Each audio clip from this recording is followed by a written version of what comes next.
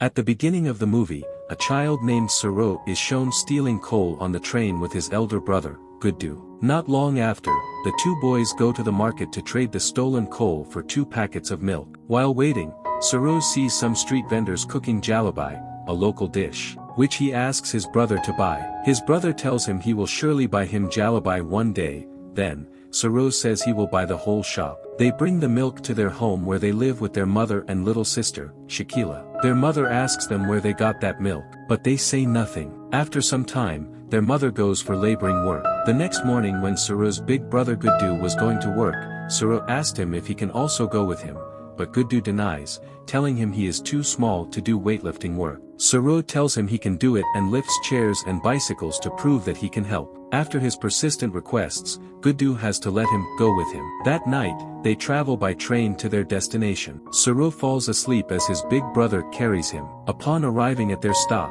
Guddu tries too much to wake his little brother up, but Saroo doesn't want to wake up at all. Guddu regrets bringing him along and tells Saroo not to leave the place. He will return here after finishing his work. Saroo shakes his head and tells him to bring 2,000 jalebis for him. Then Guddu leaves. Suddenly, Saroo wakes up in the middle of the night, but he has forgotten everything Guddu said to him. He starts looking for his brother and calls out to him, but there is no response.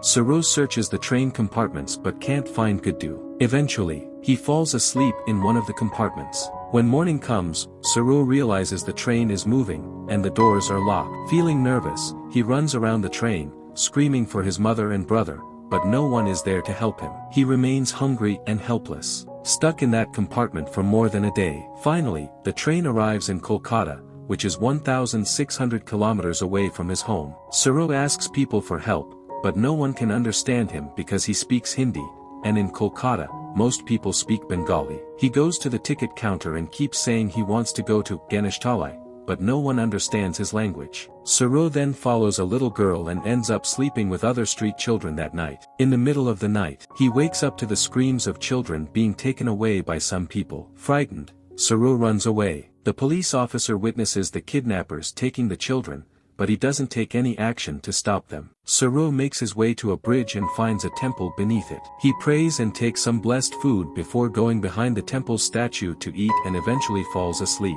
Saroo continues to roam the city, and one day, while walking along the railway line, he encounters a woman named Noor. Upon realizing that he is lost and can only speak Hindi, she brings him to her home, where she provides him with food and a bath. She then informs him that a person named Ram will arrive to assist him in locating his mother. The next morning, Saroo wakes up and finds Rama there. Rama inspects him for a little while and then tells Noor that Saroo is exactly what they have been looking for. After Saroo realizes that their intentions are not good, as soon as he gets the chance, he runs out from there. 2 months have passed, and Saroo has been living near the bridge. One day, while sitting near a restaurant, Saroo starts imitating a person sitting inside. The person inside notices Saroo and approaches him, realizing that he is a lost child. The person takes Saroo to the police station. When the police ask Saroo for his address, he is unable to say anything except for the words, Ganesh Talai. As a result, the police take a picture of him before sending him to an orphanage. Saroo was taken to an orphanage where he lived with many other children. Life there was better than before, but he still noticed some problems.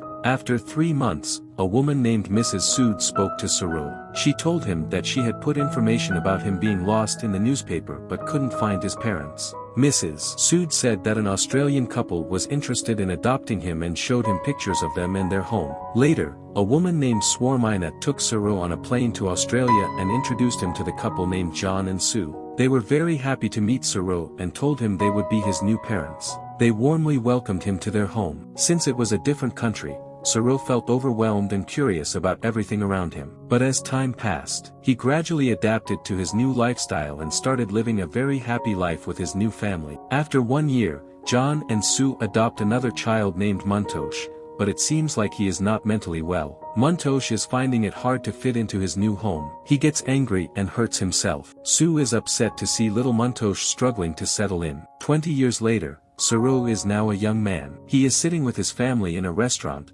discussing his plans to go to Melbourne to study hotel management. His mother expresses how happy and grateful she is to have Saroo in their lives. Shortly after, Saroo goes to visit Muntosh at his home. He talks to Muntosh and warns him not to cause problems for their mother because Muntosh's actions are making Sue anxious. It seems that Saroo and Muntosh don't have a good relationship. While studying in Melbourne, he meets a girl named Lucy, and they start liking each other. One day, he goes to a party organized by his Indian friends, and among the Indian foods, he sees jalebi. This triggers memories of the past when he had asked his brother Guddu to buy jalebi for him at the shop. A short time later, Saroo tells his friends about his story. One of his friends suggests that they can estimate a search area by calculating the train speed and the time he spent on the train. They also advise using Google Earth to try and find his village in India. At night, Saroo tries to find his village on Google Earth, as his friend suggested, but he can't find any clues.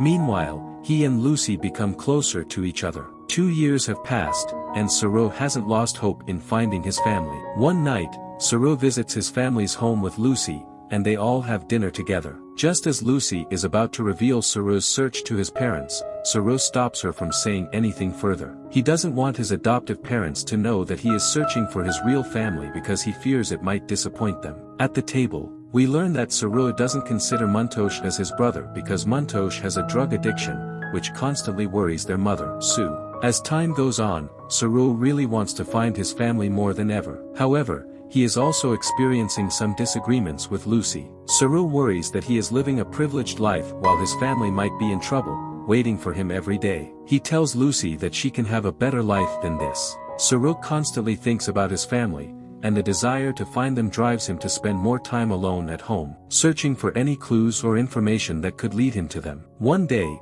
Saroo meets Lucy again, and she informs him that his adoptive mother's health is not good. Concerned about his mother, Saroo decides to visit her. Up until this point, Saroo believed that his mother adopted him because she couldn't have children of her own. However, during their meeting, Lucy reveals that Sue and John could have had their own baby if they wanted to, but they chose not to. Instead, they wanted to give a beautiful life to someone who didn't have their own family. Saroo was moved to tears when he heard this. This moment made him see Muntosh in a new way, and he decided to visit Muntosh's place to apologize. Saroo had almost given up hope of finding his home, but one day, while randomly looking at Google Earth, he went far beyond the places he had searched before. There, he found a place that caught his eye. He saw some spots where he used to play as a child and eventually discovered his small village called Ganesh Talai. He couldn't contain his happiness. Excitedly, he told Lucy about his amazing find and asked her to wait for him. He also shared the news with his adoptive mother, who was very happy for him. She hoped that Saroo's real mother might be in Ganesh Talai and get to see her amazing son.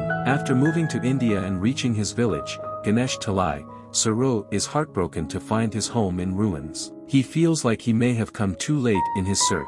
But then, he meets an old man who speaks English. Saroo shows him his childhood photo and tells him about his past. The old man recognizes Saroo from the photo and invites him to come along. This leads Saroo to finally reunite with his long-lost mother. They both become emotional and hug each other tightly. Saroo asks about his brother, Guddu, and sadly learns that Guddu passed away in a train accident on the same day Saroo got lost. Despite the sadness, Saroo finds happiness in meeting his sister, Shakila. He is overjoyed to be reunited with his family after so long. Saroo calls his adoptive parents with great news: he found his real mother. She thanks them for raising him. Saroo assures them that finding his birth mother doesn't change how he feels about them. They are his true parents, and he cherishes their love always.